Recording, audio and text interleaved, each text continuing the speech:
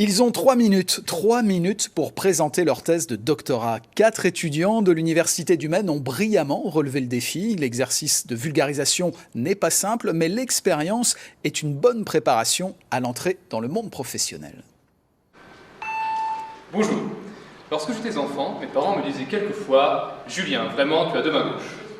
Julien a choisi l'humour pour convaincre, car son sujet est loin d'être évident. Face au public, il a 3 minutes pour expliquer le thème de sa thèse de physique-chimie. L'intitulé est très complexe, pas facile de le résumer en si peu de temps.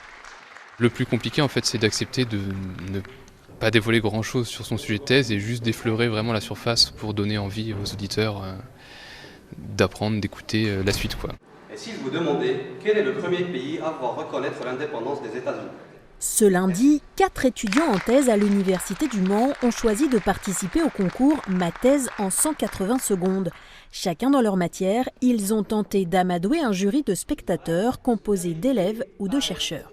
Ça permet de voir ce qui se fait d'autre aussi à l'université, et puis je pense que c'est un bon exercice pour les étudiants d'essayer de vulgariser au maximum leur sujet de thèse, ce qui n'est jamais très évident, donc c'est sympa, c'est très sympa. Chaque année, environ 50 thèses sont soutenues à l'Université du Mans. Un tel challenge permet de réconcilier les chercheurs et le grand public. Ça contribue effectivement à cette espèce de renouveau des attitudes scientifiques, que les scientifiques aillent plus vers le public.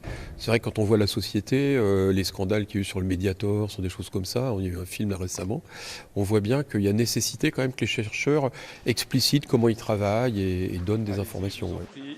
Après un comptage des votes, Julien remporte le défi du jour, mais d'autres étapes sont à venir. Une finale interrégionale se tiendra à Nantes le 4 avril. Ensuite, il y aura une finale nationale, puis internationale en Belgique. Voilà.